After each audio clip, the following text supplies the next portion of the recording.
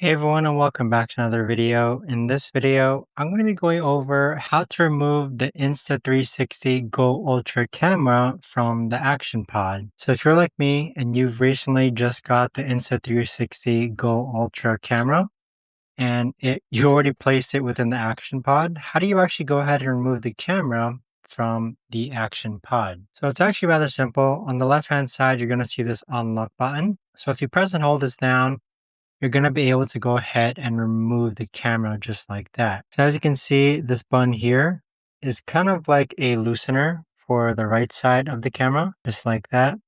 And if you go ahead and place it back in, it's going to go ahead and click into place. So you won't be able to remove it, but if you press and hold it, you should be able to go ahead and remove the Insta360 Go Ultra camera from the Action Pod. But I hope this helps you out, guys. If you guys have any questions, let me know in the comments down below. Thanks so much for watching, and I'll see you guys all in the next video. Take care.